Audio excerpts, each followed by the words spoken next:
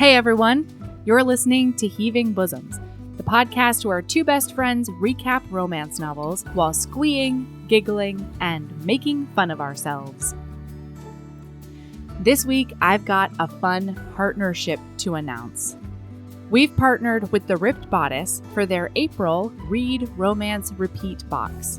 This is a monthly subscription box where you get 2 romance novels carefully selected across all subgenres and a gift from a small maker. You can prepay for a discount, or you can pay monthly and pause or cancel anytime. So here's the exciting part. If you sign up with the code HEAVING, you can get an exclusive Heaving Bosoms keychain. You cannot get this anywhere else. If you're already a subscriber and you want the keychain, email hello@therippedbodicela.com and tell them you'd like a keychain included in your April box. Then we'll have a surprise episode in April where we recap one of the books that are in the box you get. So go to readromancerepeat.com and get the April box with the code HEAVING. Then you'll be able to read along with us and get that exclusive keychain. All of these details are going to be in the show notes. You have to order by April 1st, so don't delay. And now we've got part 1 of The Roommate by Rosie Danan. It started as a casual hiatus read, and we loved it so much we had to bring it to you. Here we go.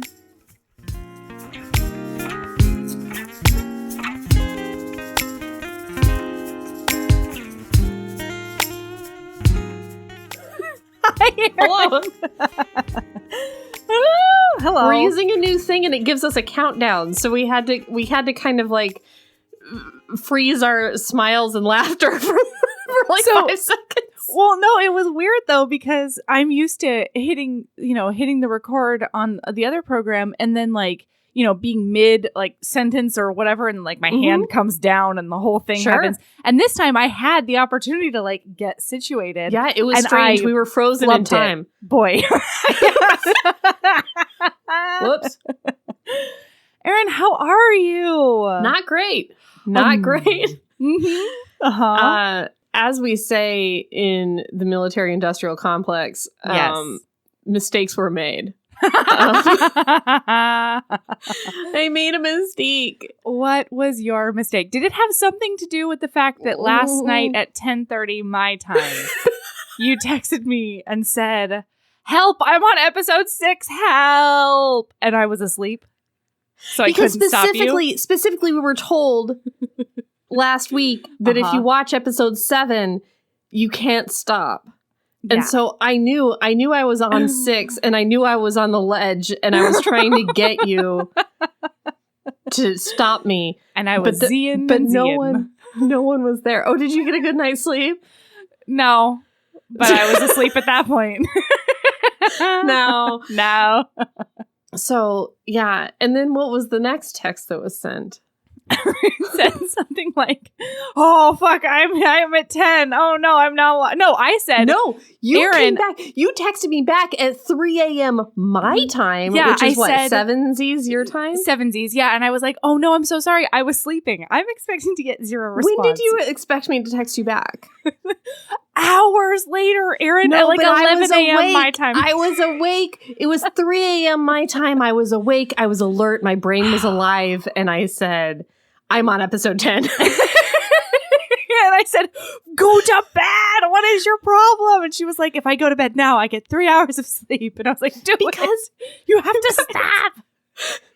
All I had to do yesterday was make a PowerPoint training for Army. But all I did was watch a subtitled television show that I could not watch simultaneously while making my PowerPoint. I managed to get about a third through it, and then got 3 hours third through the PowerPoint. Oh, then no. Got to episode 10 of Crash Landing on You. And then slept for, I would say, liberally 2 hours because, God. Because you had to go wired. Oh, yeah. And you had to, lay down. You had to put on your jammas. You had to do, the bed things. And it's not like I was at a great stopping point. It was just a necessary time. And I had been actively reading a screen for, the past, 15 hours? So then I slept a little bit. And then I got up and I did Army from 6 a.m. until 3:30. Oh, I led God. trainings, not the one I had to do the PowerPoint for. And now I'm talking to you, and I'm going to be doing that until about 6 tonight. Uh-huh. And then from 6 p.m. until 3 a.m. It gets done. No, I will PowerPoint. be working on that PowerPoint / No, you can't do it. I just know who I am. I know what happened. Here's what happened to me is like, are you familiar with my celebrity writer friend Lauren? I am. Lauren. Yeah. Lauren Christina. I've like Lauren? chatted with Lo before, but not to the extent that you have, and I'm honestly a little bit jealous, and she probably doesn't need to know that. Fair enough.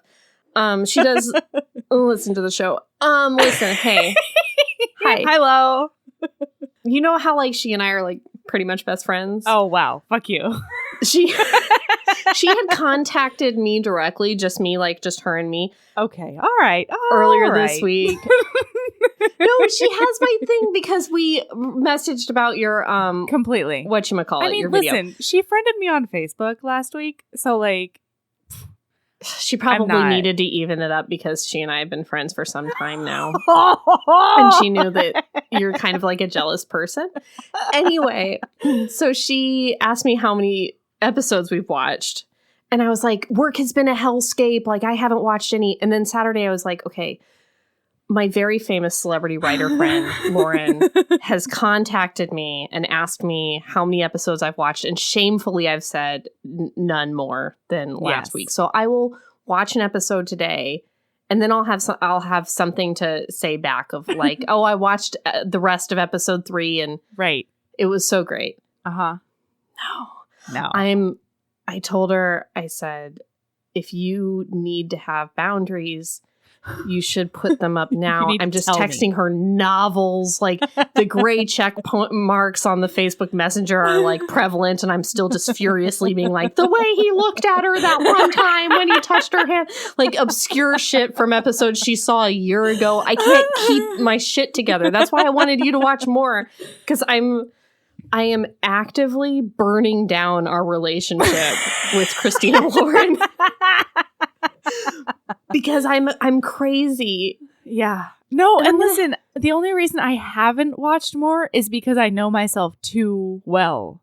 Like, I knew that I wouldn't edit the episode. I knew that I wouldn't reread the book we had to read this week. I knew that I wouldn't wash or feed people that live in my home. Like, I knew that it wouldn't have happened. And so I had to be like, Melody, you need to get your work done. And then I didn't get any of the work done. And so I couldn't watch the show. Stronger than my self-awareness is my need to have a celebrity friend. And then what happened was...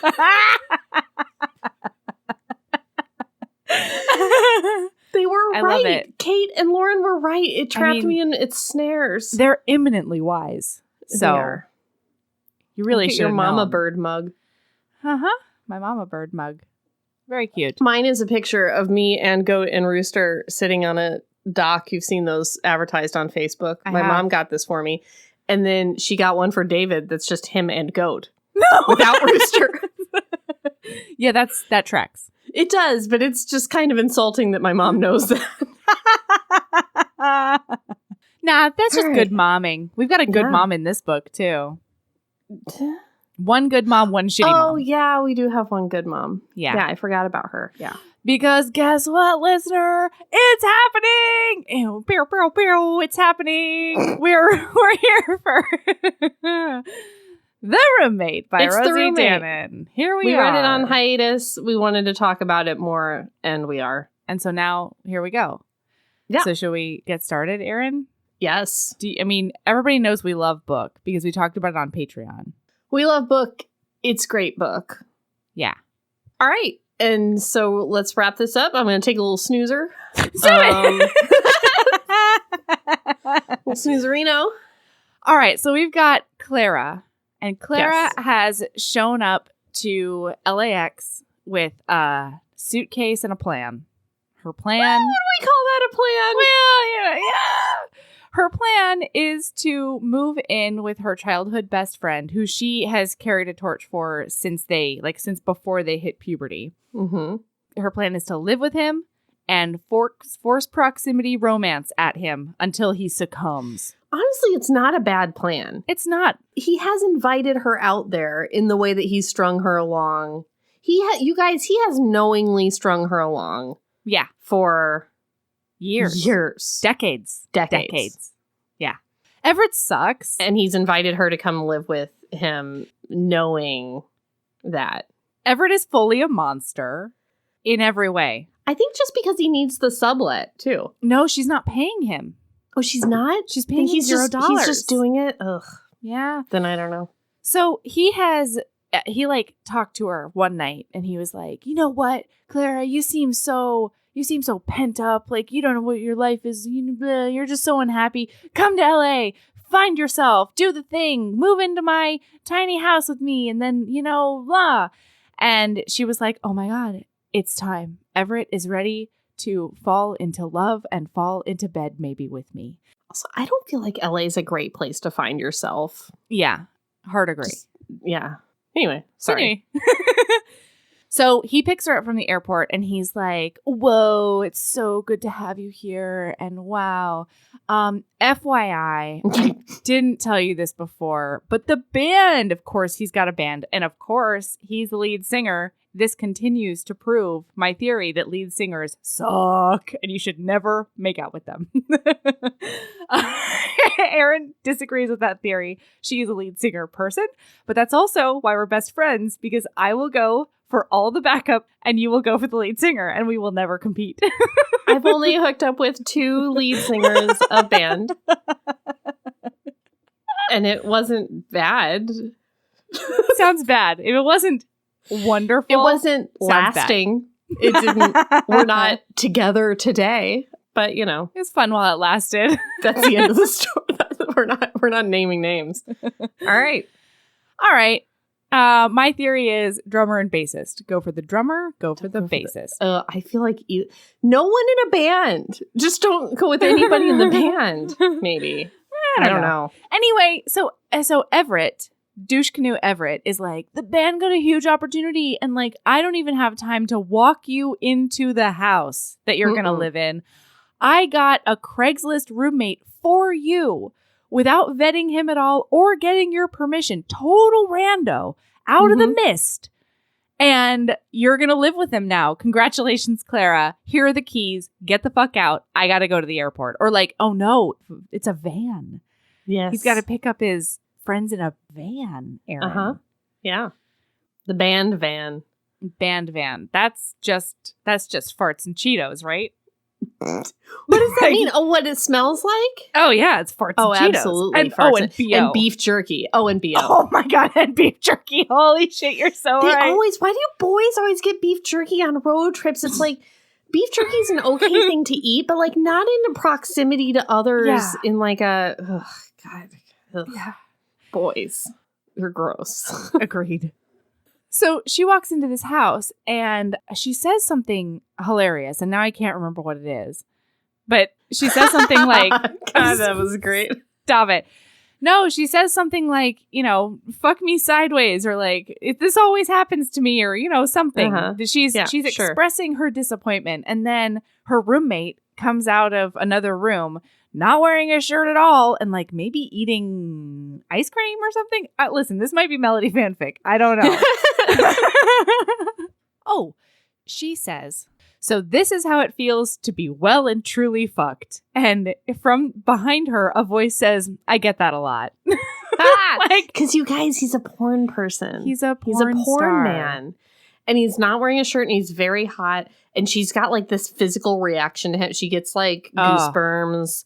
She gets goose sperms, Erin? I said goose sperms, like goosebumps, like the meme goose sperms. She gets goose sperms all over her body. Just swimming all up and down her skin.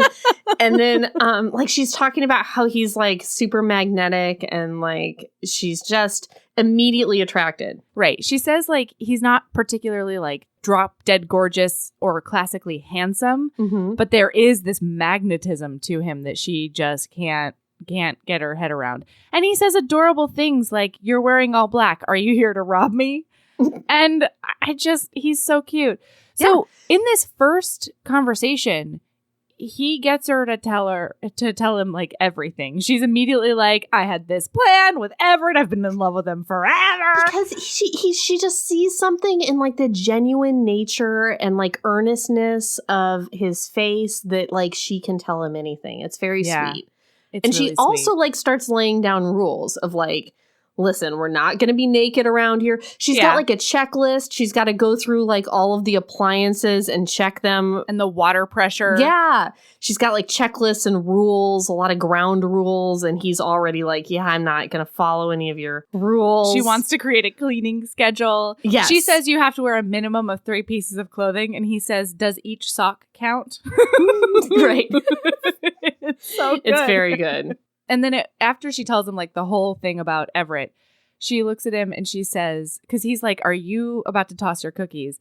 And she says, "Perhaps you could say something reassuring." And it says, after a few seconds, he blew out a breath. "Your body destroys and replaces all of its cells every 7 years." And she's like, "I don't understand." And he's like, "You're going to be a whole new person. It's going to be brand new." Okay. It's going to be fine. Oh, it's really nice. And then by the end of it, he's like, "Let's go grocery shopping. You don't drive. I have a car, and like the milk is off or something. I don't know. There's no food." Imagine like when it got to like the she doesn't drive thing, like the whole Everett leaving her there became so much more worse. Like, oh yeah, how is she gonna live in LA without it's not like living in Baltimore and not being able to drive or New York. It's LA. Right. Yeah. Everything is 100 miles away. Right. And there's no public transit to get there. Yeah. Anyway. Oh, no. No, I'm sorry. They don't go grocery shopping. Okay. She's unpacking in her room. Yes. And she has done a crazy. I'm going to say it out loud. She's done a crazy. She hasn't packed a lot of like necessities, but she has packed an entire suitcase full of mementos that she's kept from Everett and her friendship over their entire lifetime. Clara. Because she's going to like surprise him with. She's going to force him to do like walks down like, memories lane. Hey, oh my God, I just found these like photos of us. Yeah. Like, do you remember when you like dropped this pencil in 3rd grade and I picked it up? I have the pencil. Like that kind of thing is mostly what she's packed. Is this where she sees him like, she sees him with like glasses on at some point in this encounter? Oh. Yeah. He has to go get his glasses because he has to. Oh, because the night before she drafted like 3 pages worth of rules and cleaning schedules. Yes. And so she presents those to him. Ugh. Right. He also makes her coffee, except she finds out a little bit later that he made himself coffee. And then he realized he can't drink it without cream and they don't have any cream. And so he needed to give somebody his coffee. I love him. I love him so much. Okay. So then by the end of this, he's like, "Let's go grocery shopping. We got to get some more cream so that I can have coffee in this lifetime." Right. Oh, yeah. Sorry. I found the passage. It says Clara bit the inside of her cheek. Josh packed a powerful punch of allure to begin with, but her inner nerd started panting at the sight of him with readers. Ooh, that is an emotion I understand. Yeah, I understand that when they put on the down glasses. To my bones. Oh, yeah.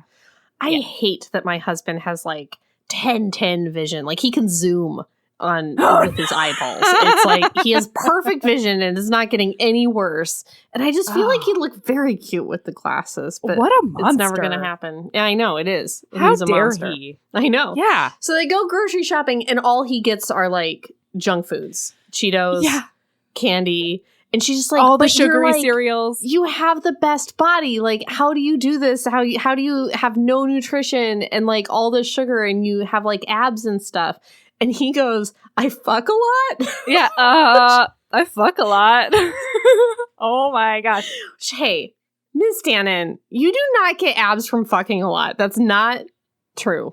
you get a It's real not nice true. booty. You could. It's possible. But I'm just saying, you don't get Also, like cut abs by I eating know. junk food and having a lot of sex. But he's a 26-year-old man with the metabolism of a 26-year-old man. Listen, I feel like I knew a lot of 26-year-old men that had a lot of sex and ate a lot of junk food, and I didn't see any abs. All right. He is a 26-year-old hot man, one of those naturally hot people No where one their has default natural is abs. No one's just with abs. No, that's not a thing. He does You have some to sit-ups and work. stuff. Maybe he doesn't say that. He's flexing, you know. Maybe. I don't know. I'm just naturally this Adonis. Yeah. Anyway, so she's going around behind him and very, very quietly putting a lot of the junk food back on the shelves when he's not looking. And I found that to be adorable. They talk a bit about her family in the grocery store. And we find out more about the Wheaton curse because Clara, her backstory is that she's this blue blood from the East Coast, this Connecticut upper schmassman. And she has monies and stuff. Old monies, probably. The old kind. Yeah, the East Coast kind. That's the one. Mm-hmm. And her family is notorious for getting into like bad scandals. And they also hate the bad scandals, which is like at some point embrace it, you know? Yeah, well, part of this I didn't buy. This was the part of the book, like her character that I love him. I feel like he's a very fully formed, like, I know exactly who he is. I got it. Like, I understood all of his, like, deep down crazies. Stuff. Right. Yeah, right, I got it. But, like, I felt like the family thing, and then also some other stuff we'll get to, I didn't quite, like, click with me. And the family thing was, like, do you remember that book we read with the heiress and the scones? Oh, yeah, of course I do. And it was like, and the cartoon radishes. Yes. After we fall. After we fall. What are eggs? So she like threw the scones at somebody, and then like all of the coffee shops started having the scones, and it was like the heiress. Like, I feel like a lot of books have this culture of like Gossip Girl that doesn't actually exist in real life. Like, I don't know that in Connecticut there's this laser focus on the Wheatons, you know, in a way that people give a fuck. Are you saying that they don't actually have an Alaskan heiress quarterly? No. And I don't know that anywhere does. That's what like maybe in their like circle of families, it's like, it's the Wheatons again. But I don't think it's like national news. Like, I don't think the New York Times like style page is lighting up with like, oh no, the Wheatons, you know, it just seems very strange. And then also, if they're always in these scandals, then what's the problem? Then they're the scandalous family. Right. And if they're always in these scandals and then they remain to be like the top-notch Wheatons, then like who the fuck cares then about the scandals? Or they're scandalized already. Yeah.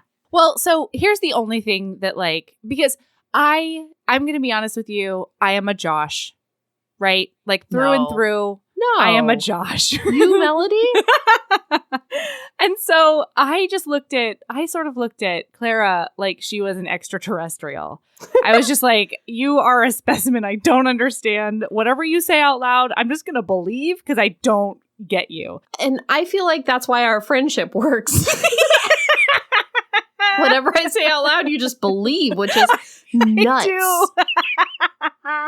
But maybe that's why it didn't click for me, because I feel like I'm a lot like Clara in a lot of ways, but her motivations like didn't make sense to me with the family stuff. So here's why her motivations did make sense to me later on. And we find out a bit in this passage, or like in this grocery scene, because we find out that not only does she have like this lore of Wheatons gone by who have been scandaling it up, but she has a very palpable memory of her aunt being disowned. Right. Because she was like fucking the deputy mayor and he was married and he tried to, you know, say that she wasn't real, and she like chained herself to a town square and read his dirty letters out loud. It's like a really good story. It's incredible. And wasn't she like really young too? Yeah, she was 19. Like 20 or something. Yeah. Ugh, what a goddess. Yeah. I want to chain myself to something and read someone's dirty letters out loud. I just want dirty letters. Who's gonna don't send me dirty letters. You know what? Don't. We don't Listen, want them. We know. Sorry. We know at least a few of you are creepy men. We know it. We do. And I don't want any of you creepy men. Mm-hmm. Creepy men, thanks for the downloads. But we do not want any of you sending us dirty letters, please. That's right. Just listen and then Keep never contact your us, love please. of us afar. Keep it. Yeah. Again, Keep it with you. Thanks for the downloads. We appreciate I would say you're you. about 10% of our listenership, Sure. creepy men. Thank you. But just or keep just it. men. We also know that like just nice men. Oh, just nice men is a good, maybe 5% more. But 10% of you we know are creepy. So just lock it up. Yeah. Keep your shit together. Uh-huh. Don't send me a dirty letter because I said that. That's Please. right. Thank That's you. right. That was not an invitation. We're just It was making not that clear. It was not. That's right. All right. They're not listening to this part. They go to the middle. They probably do. Yeah. Mhm. They're like, banter. I don't want to hear Banter. I don't want to hear their thoughts and dreams. Get to the part where they describe the sex scene in detail. Yeah. Oh, hey, HBs. I don't know if you've heard, but we have a Patreon. For as little as $5 a month, you get over 150 bonus episodes, most of which include Erin, videos of regular episodes, author hangouts, and so much more. Do you want to hear Erin and I recap every single episode of Crash Landing on You? What about a little film called Psycho Stripper? Do you want more recaps of ridiculous Thanksgiving and other holiday books and movies? And how do you feel about Naima Simone and I recapping amazing reality TV? All of that and more is on the Patreon. There's so much content at your fingertips as soon as you sign up. Seriously, hours and hours.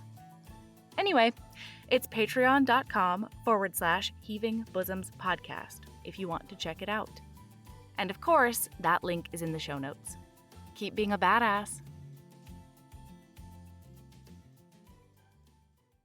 Okay, so she has this like memory in her bones of not only seeing her aunt be disowned, but then the pain that it caused her mother. Right. And she's really close to her mom and she, adores her mom and she idolizes her mom. And so she made this decision that she was going to be the only person in her mom's life who she wouldn't have to worry about. Mm-hmm. And so she's done all the things. She has gone to all the schools. She has studied the safe things. Like she's a good all the time, no matter what. Mm-hmm. And that's one of the reasons that she really likes Everett too, because she knows that her mom's already signed off on him. And I really understand that. Like, Yes. I really understand the motivation of like, I'm just going to be perfect no matter what. Mm-hmm. Until something snaps within you. Until something cataclysmic walks through the door, and his name is Josh.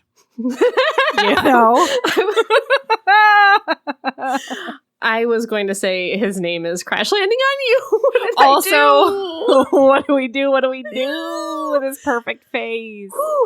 Okay. Oh boy. So her aunt Jill, the one that this happened to, or did this, depending on how you look at it, Happened to. Well, she did a thing. I am a Josh. Okay, Happened I'm to. sorry. Whatever. Listen, I'm not saying at all that she deserved to be disowned by her family. I'm just saying the one that did the thing we described, or the one that happened to, whichever way you heard that. Correct. Yeah. Lives in LA. So she's going to call her and see if she can give her a job. She works for like the DA or whatever. No, she works for the PR firm. Sorry. She owns a PR firm. Mm-hmm. She came out to LA and she like built her shit up from nothing because she was disowned. She has no financial backing. Maybe she had a trust fund. Listen, I'm not sure about the details. Mm-hmm. However, she's been doing this on her own. And so she goes out there. She just wants to reconnect at first.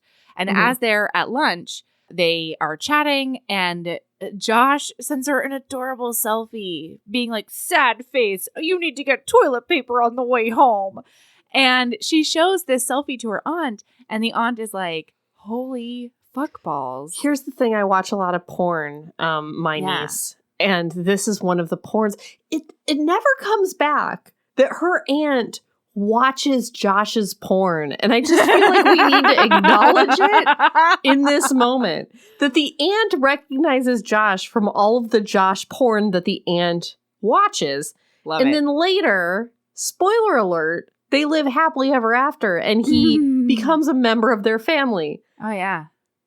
we never acknowledge this again. And I just feel like one throwaway line is a little necessary to be like, yikes. So I think the reason that it didn't occur to me at all is because Josh has become big enough in like mainstream porn and particularly in like feminist female gaze porn that he's been featured in Cosmo. Like everybody knows about him pretty much. And so I thought the aunt, as a PR person, just like reads all the magazines and knows all the things. She did say that. She did say he's been in Cosmo and stuff. But like she also knew him from like a sad face selfie in probably a dimly lit room. It's she definitely has seen true. him thrust. Oh yes. no. Yeah. Yeah, she has seen him muff diving all the way. Wow. That would be like kind of an awkward, like I don't think I would have much of a problem with like the jealousy aspect of like dating a porn star, but I think I would have a lot of problems with like people just knowing what they look like when they do it. Like, because, like I feel like walking around, people would be like, oh, I know what his, whole deal is. And then it's weird because then they think about you and then it's like, you're like, ew, it's a whole thing. I have no problem with any of that. I know you don't. I know.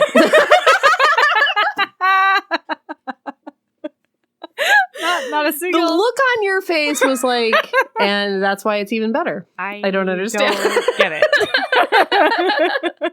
All right. Maybe you can explain to me in melody terms. No, I guess not. The more I explain it to you, the more you're going to be like, and then? All right.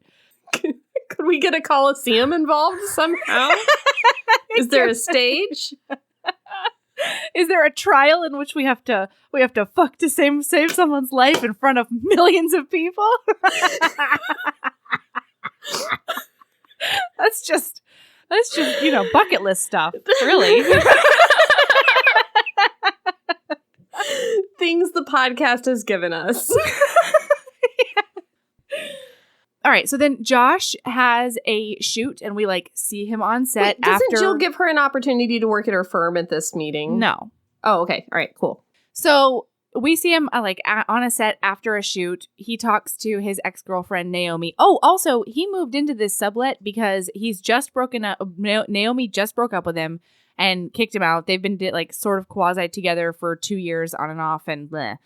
So when he first meets Clara, he's like, oh, don't worry about me. I'm sure I'll be back with my girlfriend like pretty soon. Mm-hmm. But anyway, Naomi finds out that he's living with like a vanilla girl, I think she maybe calls her. And she's like, you be careful over there, like you're going to break somebody's heart. Mm-hmm. Then he has a meeting with his agent because the porn company that he works for, Black Hat, they did a big predatory contract thing on him when he was super green and first starting to work in porn. And so he's had an exclusive contract with them where he can't do merch. He can't do anything except fuck for Black Hat. And he's super not happy about that. And he wants to renegotiate. Basically, his shitty agent meets with him and he's like, they're going to give you like a $5,000 bonus, but that's pretty much it. And I think you should sign the contract. And he's like, what are you? No. I've done all of my films that I need to do for my contract. I can just ride out the rest of my contract not working and they still have to pay me. So like they can rework this or like I'm gone. Mm-hmm. And he leaves. But this is also where we find out that he has a fear of ketchup. Does have that fear of ketchup. Yeah. Yes. Very cute. Oh, we also find out that he just like this magnetism of his. He can just like pick up anybody left, right, and center. And we find out that like a couple of weeks ago, the waitress that's serving him right now, they like went out to the alley and boned back there. And he does not remember the encounter whatsoever. Like, oh no, Josh. Oh no, Josh. Josh. Okay, so Clara is home and she knows that he's going to be out late because of this like meeting with his agent. So it's super hot in her room because they just the AC is a mess. Mm-hmm. And she's in this teeny tiny little pajama dress situation. Mm-hmm. And she's like, oh, it's so hot in here, but I need to watch I can't stop Googling my porn star roommate, and I really need to watch his porns. And the only comfortable place to watch his porns is out in the living room. I just have to go to a common area. This gave me such anxiety. Duh! I mean, wouldn't you like just sweat it out in that 100-degree room if necessary? There's no headphones. I would be like under my bed. Like I would be so deep in that closet. Like, oh yeah. Oh my God. And not only does she lay on the couch to do this, but she lays with her back to the door. So she will have no idea if anyone against comes in. all human instincts, having backs to doors. Yes. Like, no human puts their bed in a way that their head is next to their door. We have instincts, burrowing cave instincts where our heads go away. We need to be able to peep those doors, you know? Peep all entrances. No, not Clara. Not... So she's laying there on her stomach. Her feet are like crossed and stuff. And she's just watching Josh's porn. And he comes in. So now we're in Josh's perspective. And he's like, oh my gosh, look at her ass right now. Like her pajamas are riding up a little bit. And he's like, oh no, my hot roommate is still hot. And now I can see her whole ass almost. And then he hears a grunt. And he hears his grunt. But he has not made a noise. And so he's like, oh shit, she's watching my porn. Oh, because Naomi and he talked and she was like, she's going to find out at some point. And he's like, she is not the kind of girl that watches porn. I promise you. There's no way she's ever going to find out who I am. Which, like, my instinct is to be like, what kind of girls watch porn, Josh? But also, like, this girl is not the kind of girl that would, like... He's right, though, in this very narrow circumstance. Oh, yeah. So he decides to just, like, drop his duffel bag in the entryway. And she, like, jumps off the couch and out of her skin. Like a cat. Oh, yeah. She's like, I wasn't doing anything. There's nothing going on What here. is this? Oh, my. I'm not wet at all. Stop looking at my nipples. Oh, no. Yep. Whoops. And so they have this whole talk. And... he's like, no, that was definitely my porn. I know what I sound like in my porn. I am aware of my own sex noises. Thank you. And she's super mortified. And she basically tries to play that she was appreciating it intellectually. Mm-hmm. Yes. So they go through like all the normal questions, I guess. Like, when did you start? How did you get in it? Yeah. I think it's important to note that the porn that she was watching was with Naomi, was it not? I don't know. I thought it was. If she doesn't during this round, another time when she gets curious, she does. But at some point, she watches a scene with him and his ex-girlfriend, and like Naomi's just like so hot. Oh yeah. Also, she's booked too. Did you know that? Yes. Yeah. And I just feel like that really contributes to Clara's like, oh, this is not who I am. You know, totally. Sort of thing. Because her big hang up throughout the whole thing is Josh would never be interested in me because I'm frumpy and I'm uptight, and he regularly fucks beautiful, glamorous women who are super comfortable with their sexuality, and that's not me. All right, so then he's like, well, if you're appreciating it intellectually, what did you think? And she's like, oh, yeah, that's good for porn. It's fun. She's like, I thought that all the mouth stuff you were doing was very interesting. Enthusiastic. What great acting. I guess it's just like not for everyone because, you know, mouth stuff is not really for me. And he's very baffled by this. And it's not creepy or anything. He's genuinely interested. He's like, so how do your partners get you off then? And she pauses for a little bit too long. And he's like, what? No. A partner has never, ever brought you to climax. And she's like, no, it probably maybe wasn't their fault. And I give myself a pretty darn good orgasms. Okay, so it's fine. It's fine. And he's like, absolutely not. This cannot stand. In my professional capacity, we need to fix this. And she's like, what are you talking about? And he says, take off your underwear. She's like, well, I don't know what you mean. And so he basically talks her into it. He's like, it'll be totally clinical. Like Scouts honor. And she goes, this does not seem like anything the Boy Scouts would sign off on. Then he's like, I'll do it over your underwear if you want. And she's like, oh my gosh, he's so confident that he's like giving himself multiple handicaps and still thinking he's going to do this. And you know what? He's correct about his own skills and abilities. Boy, oh boy. And so she allows this to happen, and he kneels in front of her, and he starts by like kissing up and down her legs and like not going by a specific pattern. And so she's all like flustered and she doesn't know what he's going to do next. He does tell her that she can close her eyes if she wants, and so she does do that. And then by the time he starts like actually touching her, she's just in a frenzy. And then he stops and she's like, what are you doing? Like, nah, I want. And he's like, what do you want, Clara? And she says, I want to come, you asshole. And he's like, oh, good. I just wanted to hear you say it. And then he says, look at me and I'll give you what you want. And so in her inner monologue, she's like, this is his price. Like, he's going to give me my first orgasm with a partner, but I'm going to know who gave it to me for the rest of my life. It's good. Oh, it's a good scene. It's a well-written, from a literature perspective, it's written very well. Wow. Good job, Rosie. Rosie, you're super talented. This is what I feel like a literature critic would call an achievement. Quite. It's very good. Indeed, madam. 5 stars. 5 stars. 5 stars for the literature. Literature. Right. Maybe also the cliterature. It was so good. I mean, I'm no, kind of seriously. saying like I'm kind of like joking around, but this was extremely well written. All the sex in this whole book is extremely well written, but particularly the sex scenes are very good. Yeah, like I don't know. This was one of those books where like I had a hard time living my normal life because anytime I would put the book down, I was still so wrapped up in whatever emotional place these two characters were in. And so like when they were pining, I was pining hard. And like when they were sexually frustrated, it was happening to me too.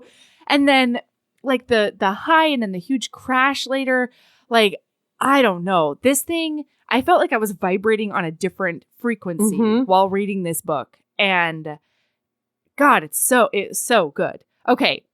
Oh man, I'm sorry. So I do have to read one passage in it because it made me so happy. He can tell that she's getting into her head about this. And so he's like, Clara, calm down. We're right here. I'm here with you. And he says, if I can't get you off with my hands, he said, his voice soft and incredibly kind, that's my problem, not yours.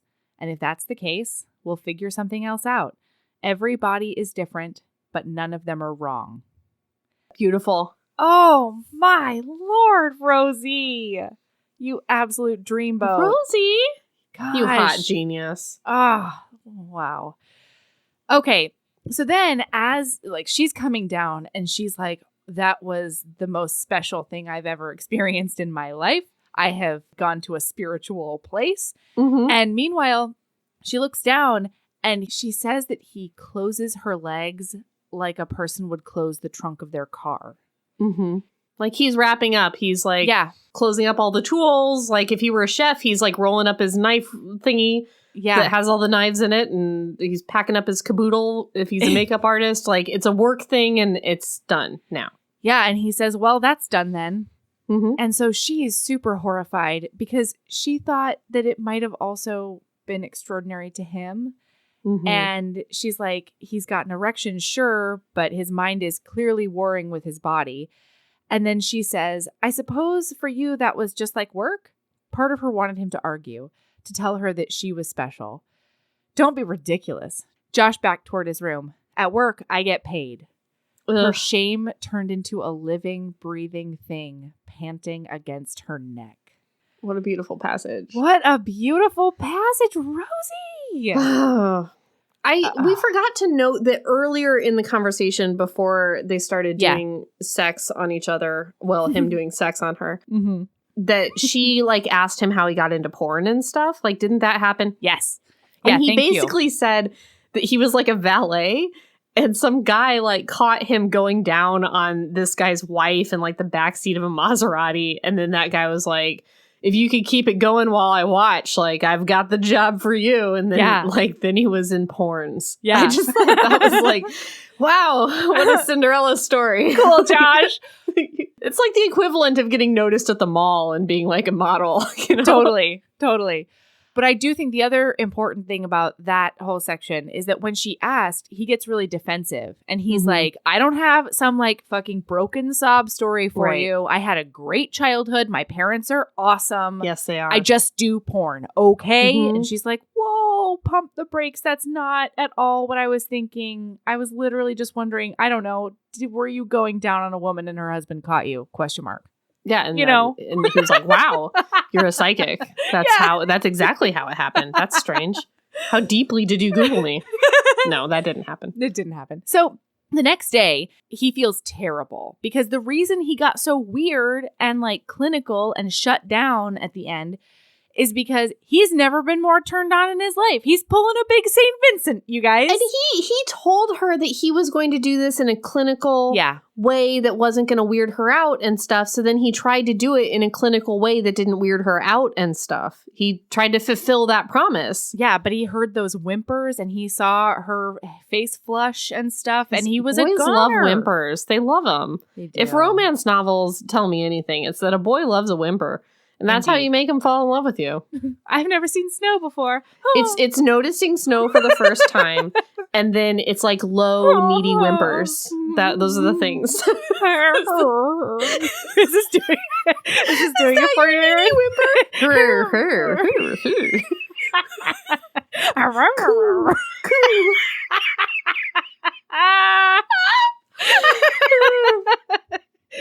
Yeah, so he's pulling a big St. Vincent. Was that her first time or was it my first time? And he feels terrible because he didn't want to scare her.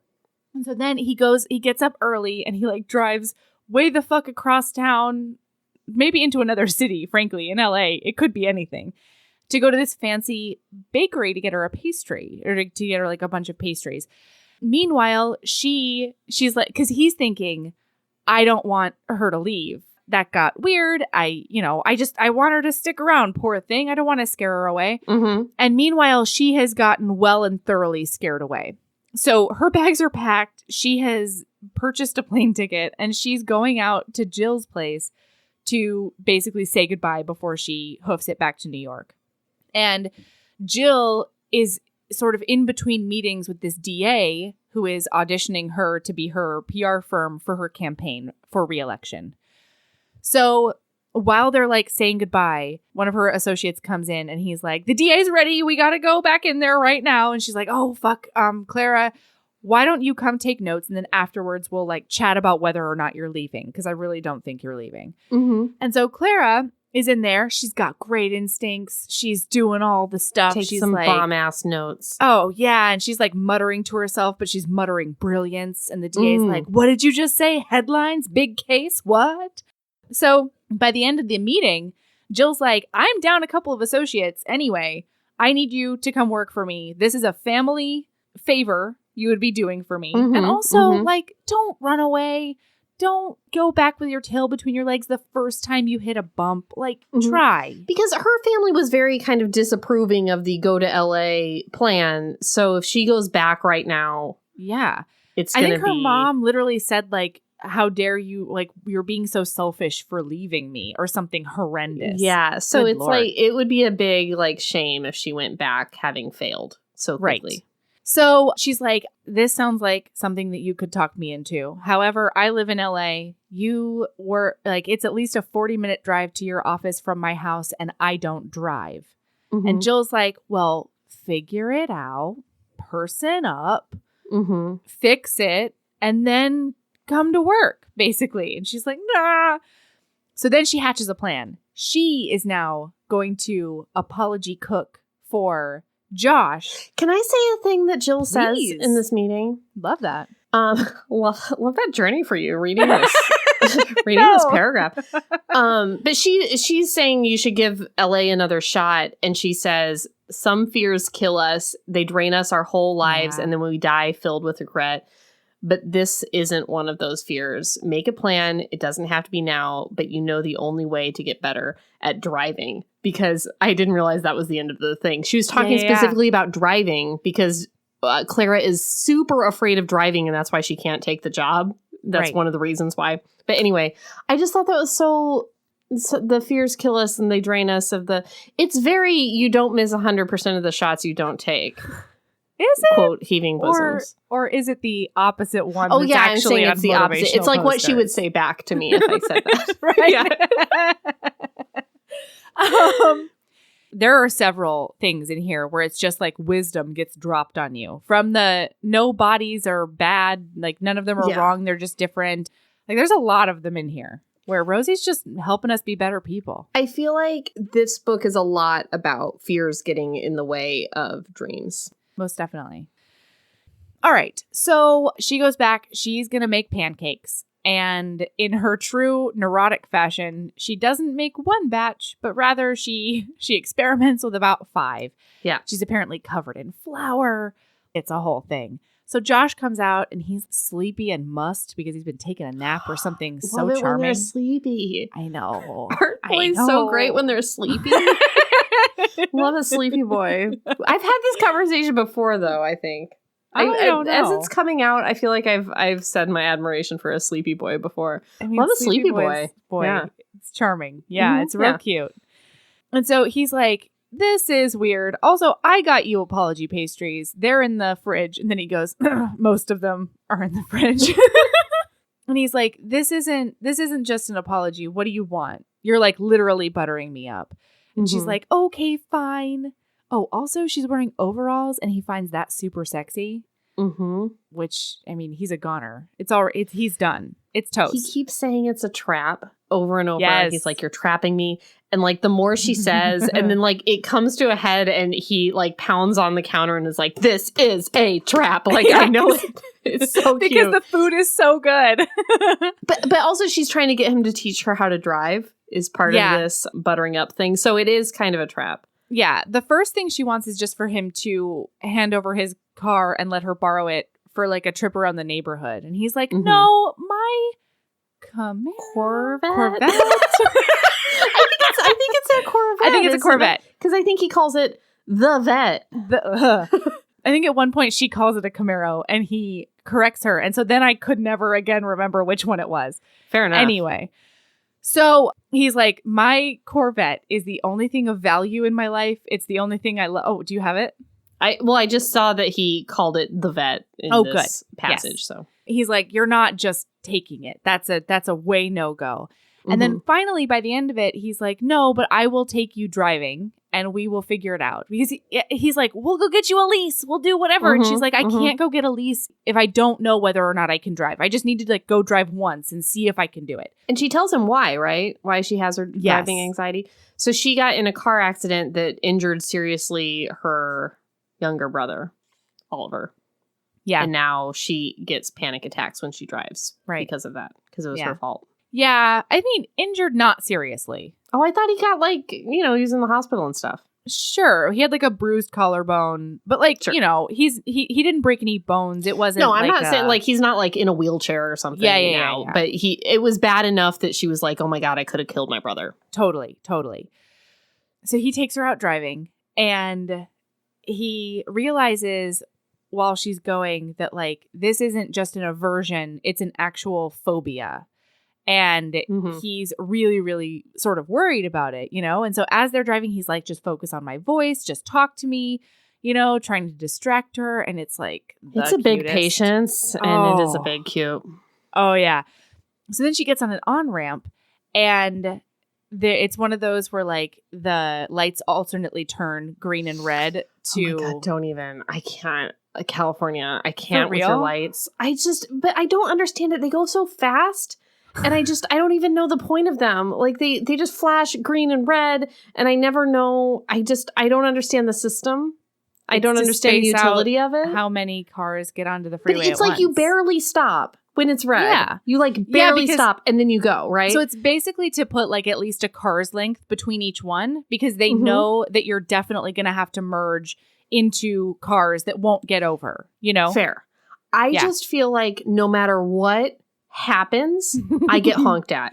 If I don't come to a complete stop, somebody is like, "Rah, how dare you? The light. Sure. The light." You know, and if I stop and then go, somebody's like, "Rah, rah, rah." Like, don't you drive in California? And so I just don't know how it's supposed to be. I want to do the right thing. I want to be an aggressive driver. That's how you have to do the driving. But then some people are like, I don't like getting honked at is the problem. And I think you just have to be cool with that. You do. I don't like it. I want to do it right and have everybody be happy about it. It's never going to happen. So she gets there and stops. And Josh is like, you gotta go or you gotta pull over. Like something has to happen. And she's like, and then finally he goes, all right, we can stay here and I'll just talk about having my mouth and hands all over here. And she's like, gas, vroom, vroom onto the freeway. And he's like fist bumping and pounding the ceiling and like cheering her on. And it's so cute. But then he does notice that she's like white knuckling and really uncomfortable and has not gotten less scared. And so he directs her to his old high school. Hot. And they stop there. And then they have this whole talk because he sort of tells her about where his career is at right now and at a standstill with Black Hat. And then she's like, well, if you like, and then they talk about how he was in high school. And he's like, I was a fuck up, but like I found out early where my talents lied. I found out about squirting in that dugout. And like I went down on this girl over here. And she's like, Josh, focus. But he also talks about how he feels like he's a disappointment to his parents and stuff. Ugh, it's so good. And it's like almost twilight. And so the way that the sun is hitting her hair and overalls and stuff, he just finds utterly enchanting. And then she's like, well, if you didn't want to do porn anymore, what do you want to do? And he's like, I don't know. I dropped out of college. Like this is what I know how to do. So they start going through it. And it's really cool because from like the very beginning, there's no condescension from Clara. And that's something that Josh really appreciates because she's just like, no, you have to have other things. And he's like, I guess I could be a pizza driver. And she's like, all right, well. He's like, I can do the shit out of your taxes. I'm really good at taxes. But I don't want to. Really good at taxes. Oh, yeah. Josh is a whiz. But he doesn't want to go back to school. And then he finally comes to it and he's like, I've been around production for so long. I could do a produce, I could do a direct, probably. And then narrate. We haven't gotten there yet. Oh, we haven't gotten there. Sorry. Yeah. But she's very much like, you can do whatever you want because you're totally capable and awesome and talented. And he's like, wow, I really want to hold your hand and stuff. That's weird. He puts his hand kind of like on her bare knee. Oh, yeah. She's wearing like a skirt maybe or something. I don't know. I just know it's skin to skin. They must overalls. Be shorty boys. So he puts his hand on her knee and it's just kind of like, it's not sexual. It's just kind of like familiar. And she puts her hand on he thinks she's going to push him away, but she just puts her hand on his and like holds it for a sec. I love a handhold. I just love a good handhold. Yeah. Like a friendly just handhold. Like a sweet one. Yeah, just like a familiar one, like a supportive one. I love it. Oh yeah, and he thinks she's so pretty. And this is when he starts thinking like she's too good to even consider me ever. Like she's so far out of my league. I can't even see that high. And meanwhile, she's been thinking that she's like rigid and frumpy and she'll never be able to grab his attention. And it's almost like her confidence in him makes him think she's too good for him. Yeah. It's like, it's so strange because it's like she's telling him he can do anything he wants and no one has ever told him he can do anything he wants. And the idea of having like ambitions outside of this narrow thing that he's been doing for so long, this one thing he thinks he's good at, just kind of like paralyzes his brain into like gridlock. And then I think it's because she makes him feel that way that he's like, she's too good for me. Yeah, like she's so great, Oh, it's so beautiful. Because he feels so unworthy, which is just patently ridiculous. It's ridiculous. He's so hot. He's tall. He's so great. You're tall. You can do anything you want, Josh. As Kate Claiborne would say, you're a tall man. You're tall. Okay? You're fine. You're a tall man. You'll get it. Hey, HBs. I started an Etsy store. Did you know? Right now, it's full of all the St. Vincent items you need. Because St. Vincent is thoughtful and cozy all year round. We've got a book sleeve to keep your books, planners, e-readers, or really anything else safe when you're on the go. The inside is fuzzy, and they feel so incredibly lush in your hands. I went round and round with the manufacturers to make sure I had just the right thickness. Those feature art of St. Vincent and Evie during their carriage adventure that was painted by the amazing Mayara Faraz on one side, and then I created a St. Vincent Would Always wreath on the other side that has a bunch of little Easter egg items in it. There's a St. Vincent Would Always warm brick enamel pin. It's like, if you know, you know. I designed a special edition Marriage of Convenience candle that is specific to Devil in Winter, with the help of HB Jen at Post Pouring Company. It combines dark amber for St. Vincent and rosewood for Evie, and it smells so delicious. It's hard to even wrap my brain around. So if you want to treat yourself or be the St. Vincent you want to see in the world by getting a care package for a friend, check out our Etsy store. The link is in the show notes. All right. So now, it's another day, and she has brought home a ton of paperwork from the PR firm, and it's scattered all about the living room. And they start chatting, and he is going to read a comic book. And so she leans over to read his X-Men comic book as well. And her tit brushes him, and he's just so wired. He can't handle it. Yeah. I thought he had that meeting with the bad guy before this. No, I think that's next. Oh, I'm sorry. No, that's okay. It's because there's two different couch scenes, and they both involve action movies. So yes, that's what happened. Okay. All right. So she's got a ton of stuff, and she's like, "Oh, I can't even do this paperwork." And this is after they've read comics together, and there's been these casual touches happening. And he's like, all right, so if I were to offer you my eyeballs and brain for 30 minutes, does that mean that you could maybe take a break and watch a movie with me? And she's like, yes, I would love that. That would be amazing. And as they're going through all of this paperwork to see what Tony, the DA, could glom onto and highlight in order to get bigger news and more votes or whatever, they stumble across a position paper that she wrote 5 years ago about Black Hat Productions and a bunch of supporting evidence of unsafe work environments and sexual harassment and really, really shady, shitty labor stuff. Predatory contracts, the whole nine. Mm-hmm. And so they have this whole talk where she's like, wow, this is great. This is something that she could definitely do. And he's very much like, oh no, she says she wrote this 5 years ago. Nothing's been done. And he's like, oh yeah, it's so surprising to you that nobody stood up for a bunch of sex workers. Put porn Nobody on their cares. mantle. Yeah. Yeah. And it's a sad. But then she's like, all right, if we're doing this, we are going to watch Speed afterwards. And he's like, Speed, come on. And she's like, yeah, we're watching Speed. Speed's great. Speed is a great movie. A great movie. One of my favorites. Mm-hmm. One of Clara's favorites, too. And so then we get this love letter to Speed because this actually is the perfect book.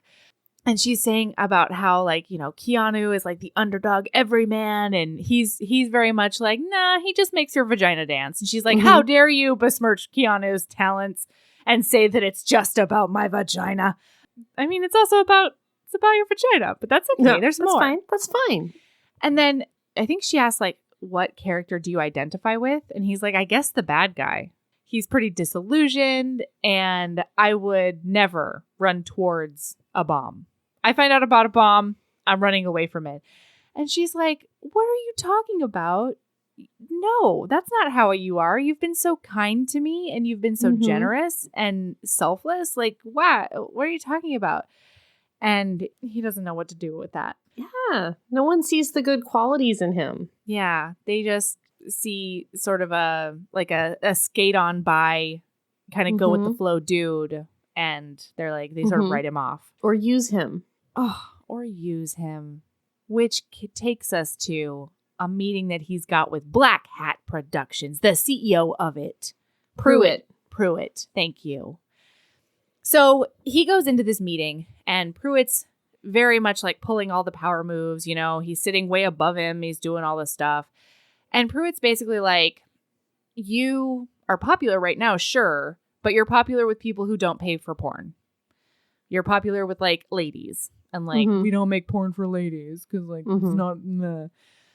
And so he's telling Josh that he will give him like $1 bazillion, 6 figures minimum, if he decides to go into their hardcore division. And in this book, by hardcore, he means like not just like straight up porn, but like niche porn. So like the BDSM stuff and all of that. And Josh, this is something that I didn't love about this book. I thought about it and I'm okay with it, but I would love to hear you why. first. Yeah. I don't have like a problem with it, but it rubbed me the wrong way quite a bit that the way it's presented from Josh's inner monologue is like, unless you're doing just straight up vanilla porn, you're degrading women and taking advantage of them and all of that stuff, as if it felt just on the verge of kink shaming, you know? And I guess I didn't have a huge problem with it because he was thinking of it in the context of Black Hat, I think. Yes. Yeah. Okay. That's what I was going to say. Is like Black Hat is already kind of not treating their, I was going to say employees, but they've got to be contractors. Talent. Yeah. Their talent in a way that is safe and gives them agency and gives them space to have control over their own bodies and their own paychecks. And I feel that it is much scarier. It's elevated, certainly. Quote unquote hardcore environment where you've got restraints and you've got pain involved and that kind of stuff. Sure. To coerce somebody into doing something they don't want to do or pay them not what they're worth and, you know, end up in a traumatizing experience. Sure. I also feel like Josh has gotten famous at this point for doing kind of like a vanilla female gaze sort of thing. I also felt from Josh that it wasn't his thing. Like it wasn't his lane. And so he felt uncomfortable doing it. Yeah. Like that's not what as a personal choice toward naturally. Yeah. Like in his off-camera life. Right. Like it wasn't his brand as also like that's true. He had cultivated a brand that this was outside of. I also felt that makes sense. Yeah. It just there were sections of it. I get that it. Made I thought me about it a lot. Yeah. And I think it comes down to this. This is why I ultimately like don't love it about this book because Pruitt says, I'll give you $1 bazillion. And Josh said he thinks to himself, I want to be a man worthy of someone like Clara, even though Clara specifically will never, ever look at me. I want to be able to look her in the face and know that I've made the moral choice. That just squeaked me out. Yeah. And I get it because probably with Josh's role, they would have him in more of a dominating situation on the whole. Right. And so maybe he's thinking that it's harder to, you know, maintain consent or, you know, look out for coercion and all of that. But on the face of it, it was like, I want to be a man worthy of this lady. I'm already a porn star. So like that's out the window. And if I do this more niche porn, if I put any kind of kink into it, then it's not a moral choice. And I was just like, ooh, like that is yuck to me. But it didn't ruin the book. Tell you that much. Didn't. Not even close. All right. So he comes home in a bad mood from the meeting. And then I think we have the second. Yeah, because Black Hat threatens him. He's like, you walk away from this and you're never working in we're porn going to blacklist you with our black hats. We're going to take our black hats and put we're gonna blackball you. Write a list on them blacklisting you.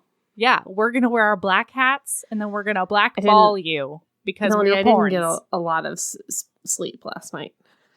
Well, I think that I can tell because you're not understanding my blackball joke. I got it. I understood it. They're balling. I got it. I understood it. I was just so ashamed that my joke was so bad. I couldn't even bring myself to understand yours. Fair. I'm sorry. Fair. Man, have you ever known a person that unironically calls sex balling? Hundreds of... What? I'm sorry, what?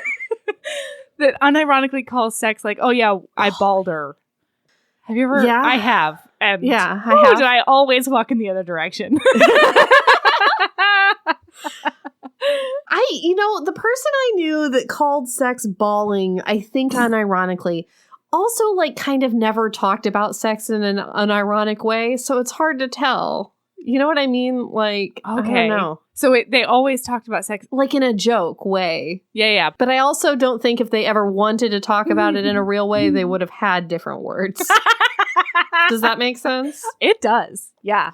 Like, I don't think they could make eye contact and tell you something about sex. I think they would be like, ha, right? I mean, crazy. Yeah, totally. Okay, so now he gets home and he's super fucking pissed. He's in a bad mood because of this terrible thing with Black Cat. So Clara gets home and he doesn't want to talk about it. And so she's like, okay, well then let's watch Die Hard. You know, like action movies always put me in a better mood. That's what we're going to do. But then the power goes out. Oh boy. So they do a bunch of like the candle situations and stuff. And Josh looks around and he's like, wow, this is sort of... And she goes, spooky, spooky, right? Super spooky. And he's like, that's totally what I was going to say. Yep. This girl's never going to be into me. So then he makes popcorn and he does tell her about the meeting at this point. And she's like, how dare they? Blah, blah, blah. He tells her that he's just going to write out his contract like his original plan.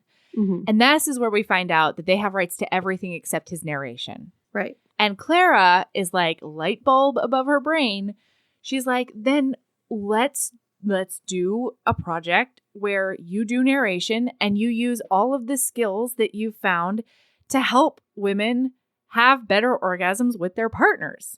Like, this is an incredible idea. You can get all your porn friends and we can do it like a sex ed situation that's also porn-ish. And he really doesn't. He's like, I can't take your money. Like, you can't be in the investor because we're friends. And she goes, we're friends? It's really cute. Yeah. But then he says we would need somebody who's not afraid of Black Cat's threat. And he thinks he knows the perfect person. She knows that he's talking about Naomi. And it says she knows this will likely like get them back together, essentially. And she knows that if she agrees to this, she's giving him a ticket out of her life, Erin. Oh.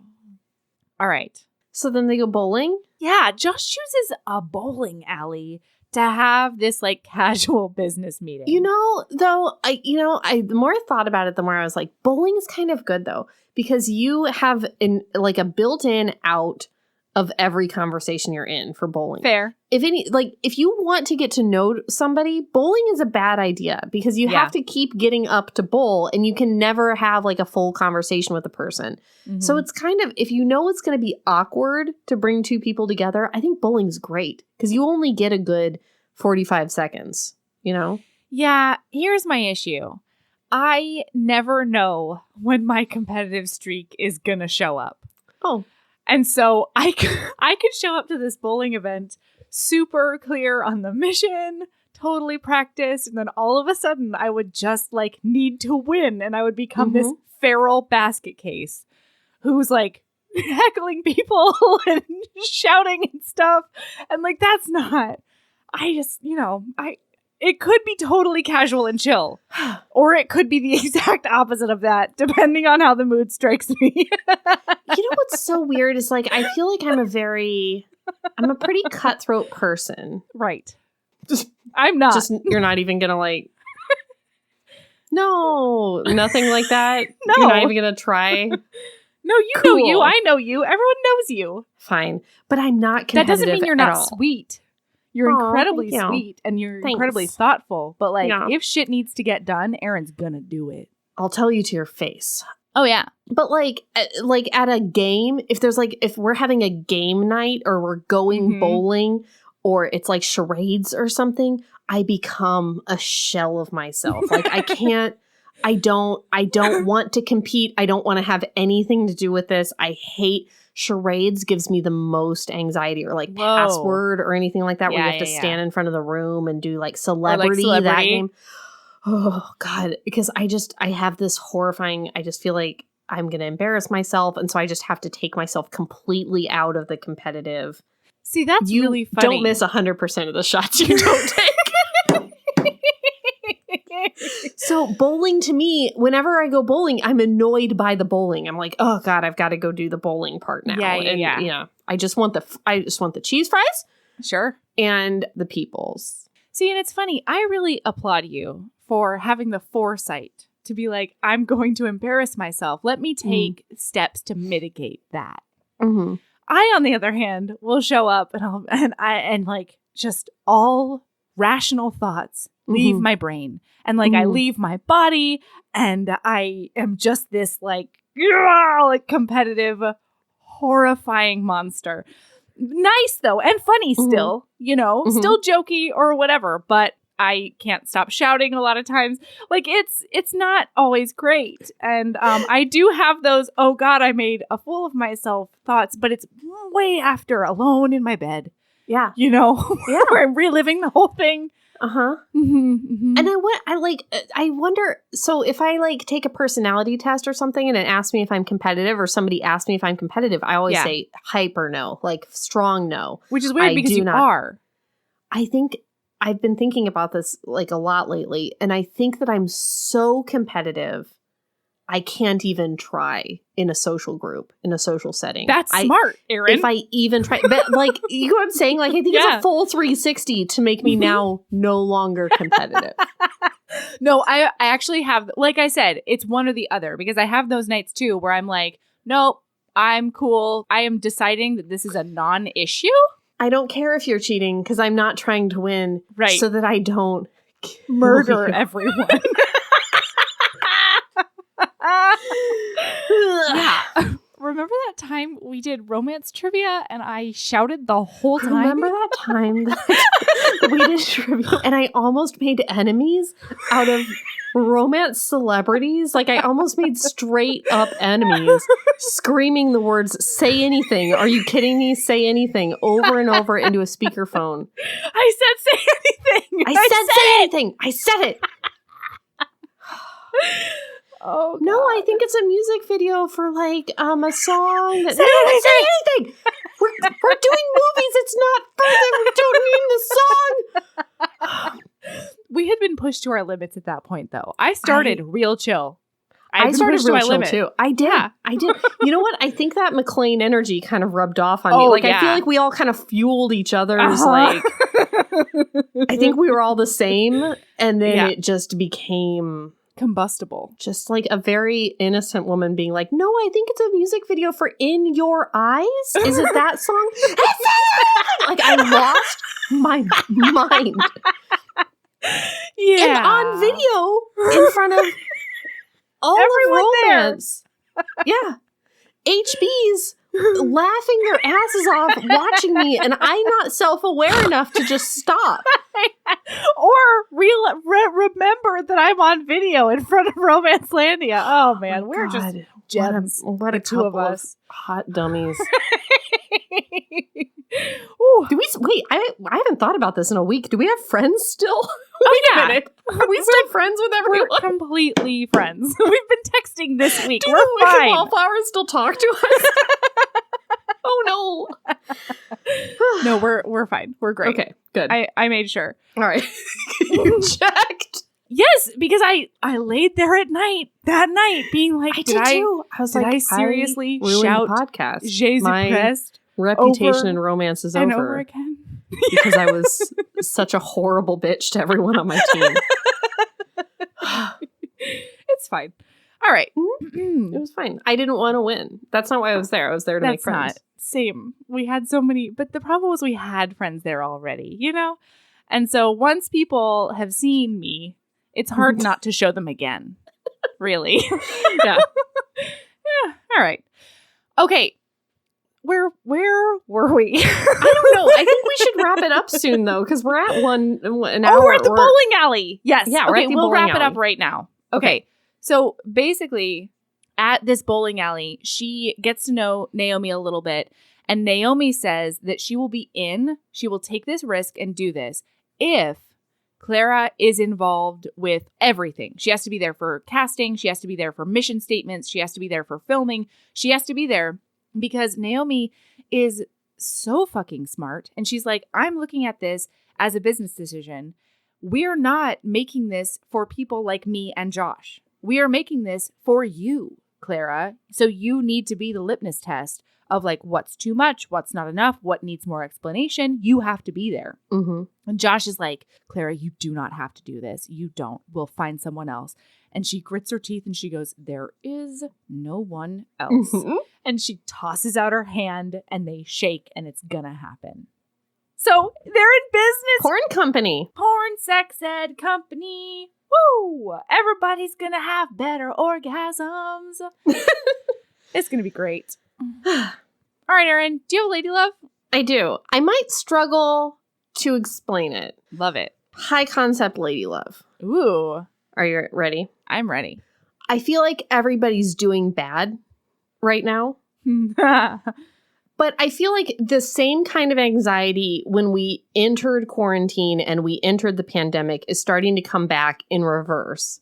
Because now things are starting to open up and now it's anxiety about like vaccine and when you're going to get it and who has it and is my workplace open and how much should I be doing? Can I go on my vacation? Should I cancel this? Like those sorts of things, which was the same thing that we were experiencing at the beginning of the pandemic of like, because I feel like there was a good stretch in the middle there where we knew what was up. Yeah. It's closed. You can't go anywhere. No vaccine. We're waiting. And now it's like that uncertainty thing and everybody's on edge. And I think a lot of people are doing things that are maybe self-destructive or destructive of people around them and lashing out or, just doing things that you like immediately regret.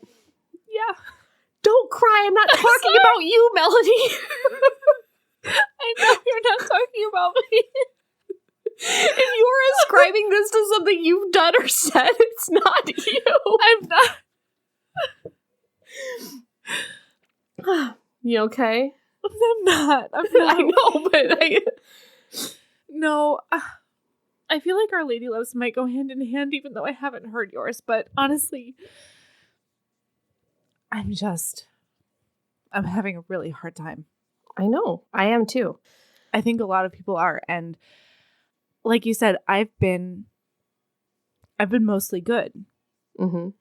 Like I've just been doing what needs to be done. And I think for me, it's not so much about the anxiety of like, should we do things? Should we not do things? Although I know a lot of people are experiencing that, but we have been so serious about the pandemic that it's like the 1-year anniversary of me really being outside my house. Hardly at all, like Michael's been doing all the errands so that only one of us has exposure. And it's been so cold that I can't even go on walks. And I don't know what I'm even complaining about because we've been so fucking lucky. I think it's the fatigue and just the feeling that, I don't know. I think that's part of it. Kids. And having been doing this for a year and then seeing others maybe go take vacations or, whatever it is that you've canceled. And, like there's a lot of like weirdness, I think, between people and a lot of jealousy and a lot of fatigue and a lot of exhaustion and, judgment and, whatever it is.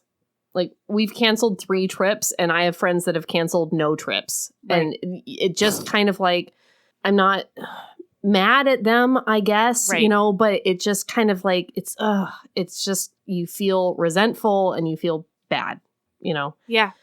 But my lady love was going to be the rehab concept of Please tell me everything now that I've actually sobbed on the podcast. What I'm bringing out is some great rehab wisdom, which was kind of like taken by Frozen 2, weirdly. But the concept of the next right thing, of like, if you do something that, but like weirdly, she sang a song about the next right thing in relation to grief, which I don't really understand. But the next right thing as like a rehab concept is like, sometimes you do something that is not a good thing. Maybe you've lashed out at somebody. Maybe you've been wrong.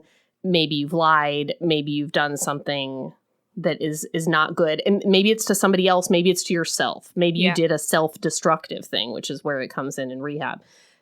And the voice in your head is going to tell you to double down and entrench yourself in that position and say you were right to do the thing, or the thing is already ruined, so you may as well do more of it. I'm talking about like, you know, just eating horribly, or, you know, not doing the things you need to do to take care of yourself or to take care of others. And you're just like, well, fuck it. The day is gone. I may as well just let it go downhill.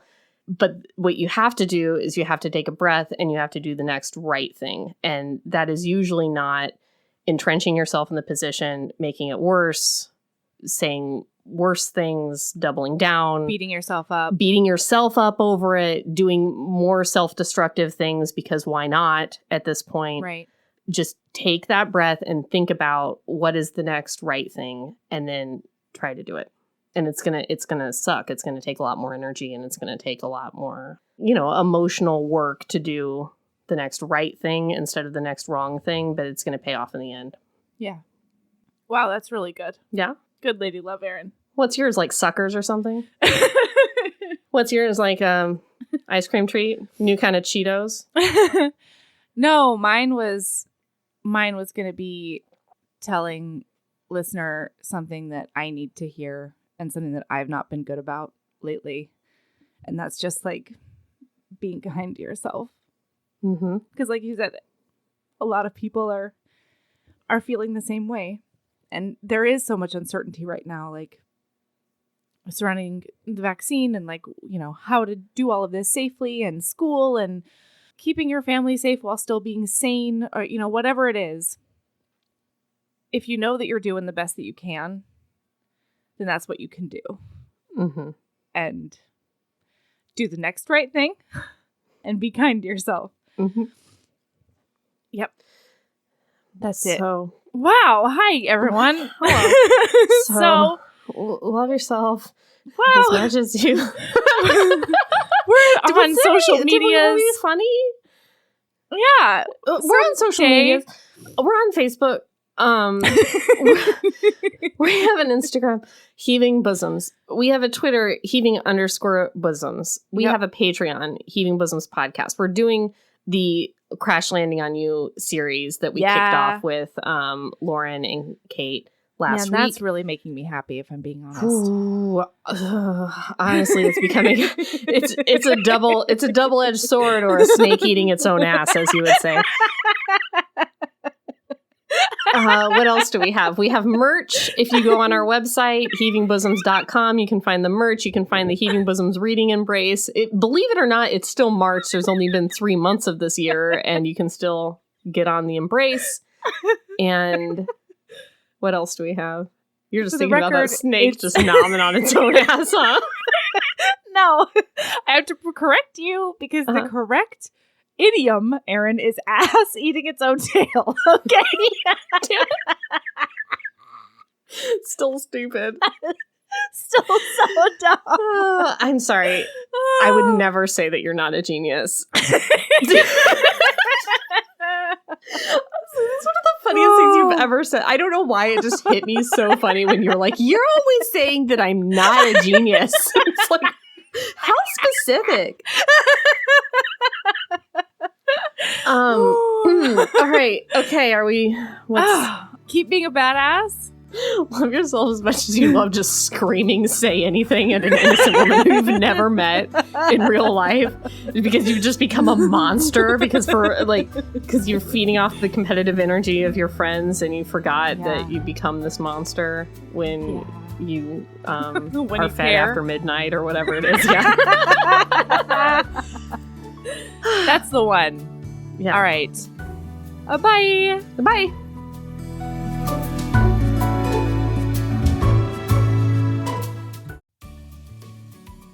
Hey, you. Yes, listener, you. Are you loving the show? If so, please leave a rating and review in your podcast app. The 90 seconds you take to say something nice not only helps new people find the show, but it makes me super smile over at HBHQ. Also, I've had a few people ask, and the answer is yes. We are still doing the 5-star bribe. If you leave us a review with 5 stars, then we'll do whatever book you want. We're real deep into the list, though, so it might be a while. Lilas! Okay, back to the show.